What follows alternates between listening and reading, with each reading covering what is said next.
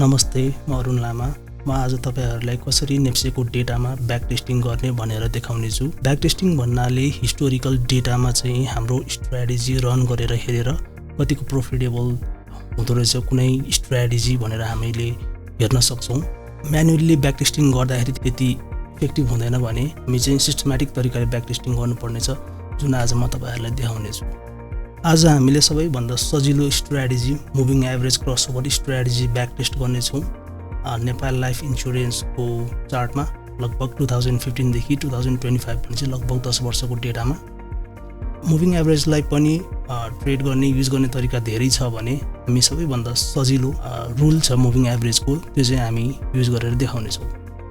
यो रहेको छ नेपाल लाइफको चार्ट र यसमा मैले प्लट गरेको छु 20 दिनको मुभिङ एभरेज। मुभिङ एभरेजको सबैभन्दा सिम्पल रुल के छ भन्दाखेरि अघिल्लो दिन चाहिँ मुभिङ एभरेज भन्दा तल क्लोजिङ भएको थियो भने र आजको दिनमा माथि क्रसओभर भएको छ भने त्यसलाई बुलिश क्रसओभर भनिन्छ र हामी त्यस्तो बेलामा बाई सिग्नल मान्न सक्छौं। र त्यसैगरी जब अघिल्लो दिन चाहिँ क्लोजिङ हायर थियो तर आजको दिनमा मुभिङ एभरेज भन्दा तल आएको छ भने त्यो सेल सिग्नल हो, बेरिश सिग्नल हो र हामी त्यही सिम्पल रुल चाहिँ टेस्ट गर्ने छौं नेपाल लाइफ इन्स्योरेन्सको शेयरमा कतिको प्रोफिटेबल छ भनेर। सबैभन्दा पहिले त हामीलाई मुभिङ एभरेज क्याल्कुलेसन गर्नलाई क्लोजिङ प्राइसको हिस्टोरिकल डेटा चाहिन्छ र त्यो पनि ब्याक टेस्टिङ गर्नको लागि हामीलाई एडजस्टेड प्राइस चाहिन्छ। एडजस्टेड प्राइस भन्नाले जब डिभिडेन्ड अथवा राइट शेयरहरु आएर जब प्राइस एडजस्टमेन्ट हुन्छ, ठुलो प्राइस ड्रप देखिन्छ, त्यतिखेर चाहिँ हामीले एडजस्टेड चार्ट युज गर्नुपर्ने हुन्छ र एडजस्टेड चार्टको आफ्नै फर्मुला हुन्छ र एडजस्टेड डेटा कता पाइन्छ भनेर म तपाईहरुलाई यो भिडियोको अन्तिममा शेयर गर्नेछु, हेर्दै गर्नुहोला। र यो चाहिँ एडजस्टेड चार्ट हो, क्लोजिङ प्राइस मात्र भए हामीले पुग्छ, किनभने moving average simple moving average calculation गर्नको लागि क्लोजिङ प्राइस मात्र भए पुग्छ। हामी 20 दिनको मुभिङ एभरेजबाट सुरु गर्छौं। 20 दिनको एभरेज मुभिङ एभरेजको लागि हामीलाई 20 दिनको डेटा चाहिन्छ एटलिस्ट इक्वल टु एभरेज। यति गरेर डबल क्लिक गर्नुभएपछि तलसम्म एभरेज क्याल्कुलेसन हुन्छ। तर हामी डाइनामिक बनाउन चाहन्छौं, त्यसैले हामी अफसेट फर्मुला युज गर्छौं। Equal to average offset reference, यही हुन्छ रो 0 कोलन 0 हाइट -20 फंक्सन f4 थिच्नु होला र विड्थ जहिले 1 हुन्छ।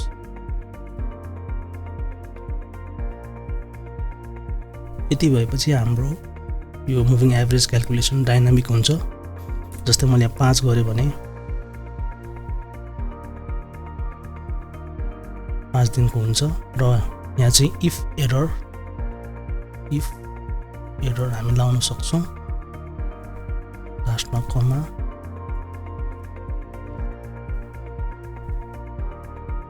जस्तै मैले 10 गरे भने 10 दिनकै आउँछ र 5 गरे भने 5 दिनकै आउँछ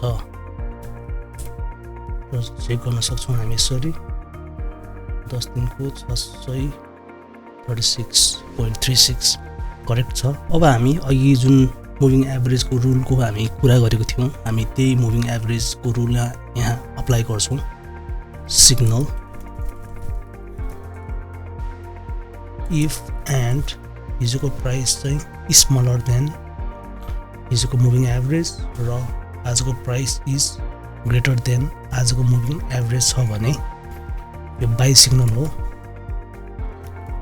र इफ एन्ड हिजोको मुभिङ एभरेज हिजोको प्राइस इज ग्रेटर देन हिजोको मुभिङ एभरेज तर आजको प्राइस इज स्मलर देन आजको मुभिङ एभरेज हो भने यो सेल सिग्नल हो, हैन भने ब्ल्याङ्क। हामी 5 बाट ट्राई गरौँ, किनभने अलि लोअर टाइम फ्रेमबाट गर्यो भने पछि हायर टाइम फ्रेममा हायर पिरियड्समा सजिलो हुन्छ। फर्मुला हामी 5 सम्म ड्र्याग गर्छौं र यो सिग्नललाई हामीले कन्टिन्युअस बनाउनु पर्ने हुन्छ। सिग्नल 1 इक्वल टु इफ यो ब्ल्याङ्क छैन भने यही भने माथिको तान्ने र यस्तै गरेर हामीलाई प्राइस सिग्नल प्राइस पनि चाहिन्छ कन्टिन्युअस यो पनि हामी त्यही गर्छौँ इफ यो ब्ल्याङ्क छैन भने अथवा त्यो भनेको ट्रेड भएको छ भने त्यो प्राइस तान यदि ब्ल्याङ्क छ भने त्योभन्दा माथिको प्राइस तान्ने ओके अब हामी ब्रोकर कमिसन र सेवन कमिसन पनि लाउनु पर्ने हुन्छ किनभने हामीले आफ्नो ब्याक टेस्टिङमा जति रियलिस्टिक बनायो त्यति नै हाम्रो ब्याक टेस्टको रिजल्टले राम्रो एन्सर दिने राम्रो रिजल्ट दिने प्रोबेबिलिटी हाई हुन्छ यसको लागि चाहिँ मैले एक्सेल फङ्सन एउटा बनाएको छु जुन एक्सेल VBA युज गरेर मैले कोड लेखेको छु र यसको लागि तपाईहरुले माइक्रोसफ्ट एक्सेलको यो डेभलपर ट्याब एक्टिभेट गर्नुपर्ने हुन्छ प्राइस विथ कमिसन र डेभलपर टुलबाट डेभलपर ट्याबबाट भिजुअल बेसिकमा जानुपर्ने हुन्छ र यहाँ मोड्युल एउटा क्रिएट गर्नुस् इन्सर्ट मोड्युल र यो अघिको जुन कोड म तपाईहरुलाई शेयर गर्ने छु डिस्क्रिप्सनमा यो कोड पेस्ट गर्नु होला र सेभ गर्नु होला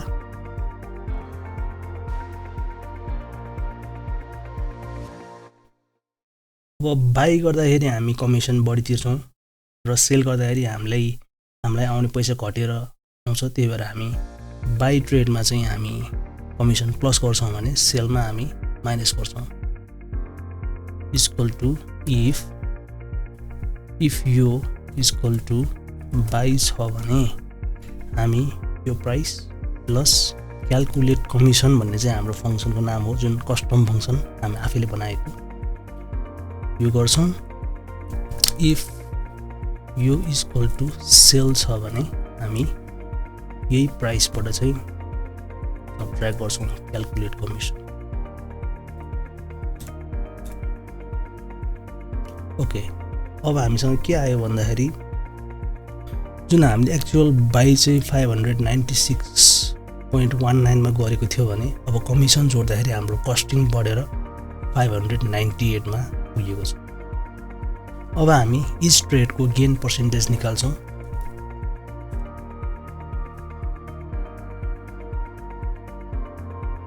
जस्तै इक्वल टु इफ एन्ड यो इक्वल टु सेल आज सेल छ तर हिजोसम्म बाइ सिग्नल थियो भने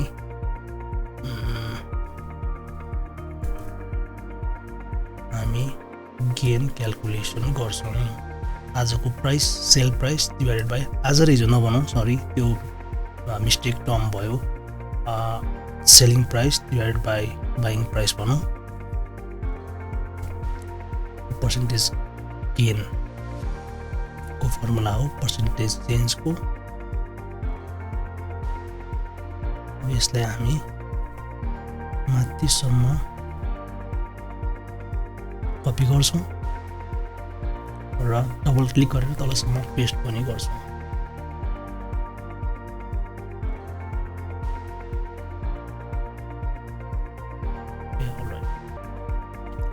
अब हामी क्यापिटल गेन क्याल्कुलेसन गर्नुपर्ने हुन्छ CGT एडजस्टेड प्राइस किनभने हामीले शेयर बेच्दाखेरि यदि प्रॉफिट भयो भने सर्ट टर्म ट्रेडिङमा 7.5% कमिसन क्यापिटल गेन ट्याक्स दिनुपर्ने हुन्छ हामीले त्यसको लागि अब फर्मुला के हुन्छ भन्दाखेरि equal to if and sell signal छ आज हिजोसम्म हामी बाइ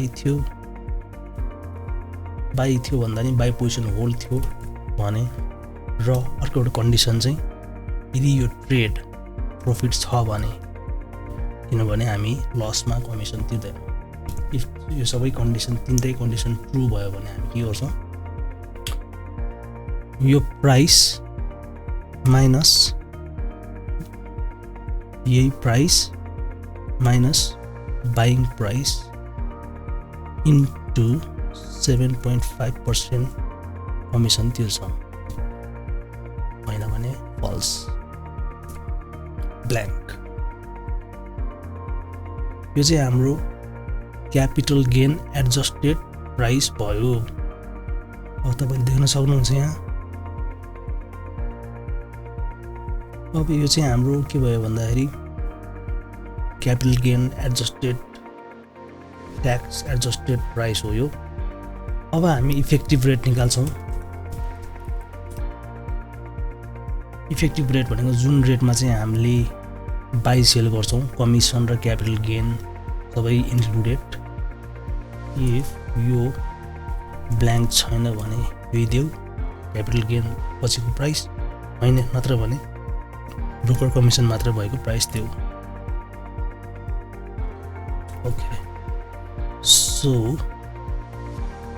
अब यसमा हाम्रो के भयो भन्दाखेरि माथिसम्म कपी पेस्ट गरौँ तानो र तलसम्म डबल क्लिक गर्दाखेरि कपी र पेस्ट हुन्छ। सो अब यो हाम्रो के भयो भन्दाखेरि हामीले यहाँ देख्न सक्छौँ हामीले बाई गरेको छ 596 मा, तर ब्रोकर कमिसनले गर्दाखेरि हाम्रो कस्टिङ 598 पुगेको छ र पछि पनि सेम नै छ। तर सेलिङको केसमा हामीले 618.68 मा बेच्यो भने ब्रोकर कमिसनले गर्दाखेरि झन् पैसा कम आउने भयो, 616 मा घट्यो र पछि 615 सम्म झरेको छ। यसरी चाहिँ ब्रोकर कमिसन र क्यापिटल गेन ट्याक्सले चाहिँ हाम्रो प्रफिटहरू पनि खाइरहेको हुन्छ। अब हामी यो इफेक्टिभ रेट अनुसारले फाइनल गेन पर्सेन्टेज निकाल्छौँ। फाइनल गेन पर्सेन्ट यो भनेको इक्वल टु इफ एन्ड यो इक्वल टु सेल छ भने र यो इक्वल टु बाई छ भने हामी के गर्छौँ, यो डिभाइड बाई यो -1 यो पर्सेन्टेज चेन्जको फर्मुला हो र यसलाई हामी माथिसम्म तान्छौँ। यो फर्मुलामा लास्टमा एउटा ब्ल्याङ्क पनि थप्दिउँ, इफ फल्स ब्ल्याङ्क भनेर।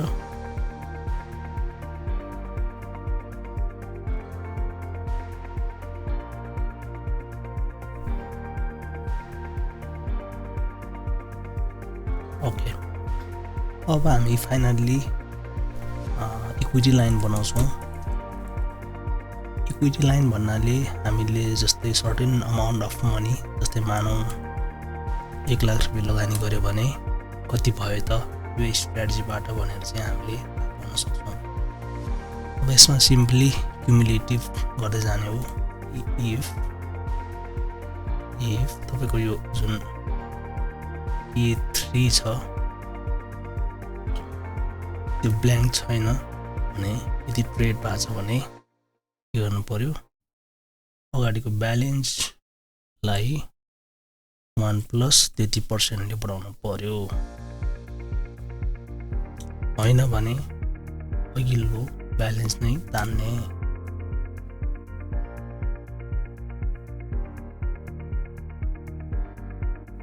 कम्प्युटर यहाँ अलिकति PVA स्लो बनाएको छ, त्यही भएर उसले क्यालकुलेसन गर्न टाइम लगाइरहेको छ। सो यस्तो हुन्छ। तर हामीले यसमा DP फी पनि लगाउनु पर्ने हुन्छ, किन भन्दाखेरि हामीले हरेक ट्रान्जेक्सनमा एउटै स्टकको लागि 25 रुपियाँ तिरेको हुन्छौँ। सो म अब के गर्छु भन्दाखेरि हामीले सेलमा मात्रै ट्रिगर गरिरहेको छौँ। सो हामी एकैचोटि 50 रुपियाँ माइनस गर्छौँ पर ट्रान्जेक्सन।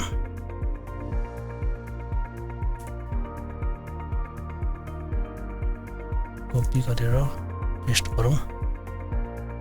सो हामीले 1 लाख रुपियाँ लगानी गर्दाखेरि 2,96,000 हुने रहेछ।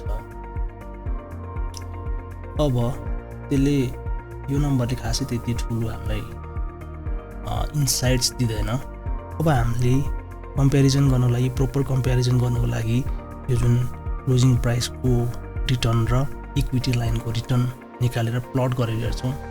र बल्ल थाहा पाउन सक्छौँ हाम्रो स्ट्र्याटेजी चाहिँ बाई एन्ड होल्ड भन्दा सुपेरियर छ कि छैन भनेर। क्लोज रिटर्न गर्छौँ, यसमा हामी लग रिटर्न युज गर्छौँ। यो क्लोज ln डिभाइड बाई यो प्लस यो माथिको क्युमुलेटिभ गेन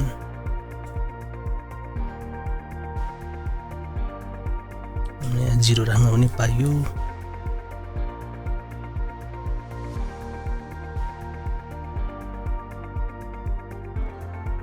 यस, अब हाम्रो इक्विटी लाइन रिटर्न,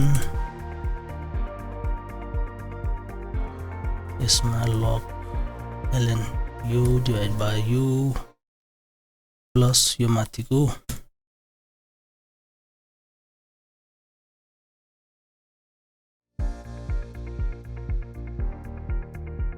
अब हामी डेट अनि यो क्लोजको रिटर्न इक्विटी लाइन रिटर्न यो हामी प्लट गर्छौँ।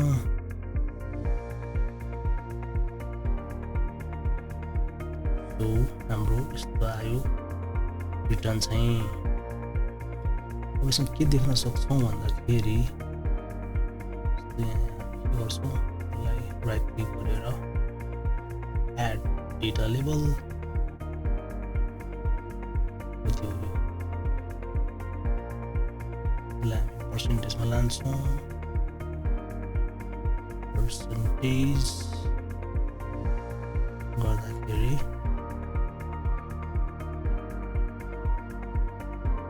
यहाँ पनि हामी एड गर्छौँ डेटा लेभललाई र भ्याल्यु कति छ 42%। अब हामीले के बुझ्नु पर्यो भन्दाखेरि हाम्रो मुभिङ एभरेज यो जुन 20 दिनको मुभिङ एभरेजले चाहिँ 109% रिटर्न निकाल्यो भने यो बाई एन्ड होल्डले चाहिँ 42% मात्र निकाल्यो। यो लग रिटर्न अलिकति फरक हुन्छ। हाम्रो नर्मल रिटर्नको फर्मुला लगाउनु पर्यो भने EXP यो -1 गर्नुपर्ने हुन्छ भने 48% भयो बाई एन्ड होल्डमा, अनि हाम्रो यसमा छ 197% रिटर्न। सो सुन्दाखेरि त्यति हामीलाई अट्र्याक्टिभ लाग्दैन। जस्तै अब 1 लाखको 2,96,000 मात्रै भयो, तर स्टिल बाई एन्ड होल्ड भन्दा चाहिँ आउट पर्फर्म गरेको छ। र यो बाई एन्ड होल्ड भनेको एडजस्टेड चार्ट अनुसार हो, जुन भनेको इभन डिभिडेन्डहरू सबै हामीले लिएर पनि यो मुभिङ एभरेज 20 दिनकोले आउट पर्फर्म गरेको देखियो। अब यसमा हामीलाई डाइनामिक बनाउनुको फाइदा यति देख्छौँ हामी। जस्तै 20 को सट्टा अब हामी 50 गर्न सक्छौँ। 50 गर्दाखेरि मुभिङ एभरेजले 103% को रिटर्न भने बाई एन्ड होल्ड सेम नै हुने भयो। 5 दिनकोले के हुन्छ? ओके, 5 दिनकोमा चाहिँ अलमोस्ट बाई एन्ड होल्डले चाहिँ आउट पर्फर्म गरेको छ। 200 डेजको हेरौँ,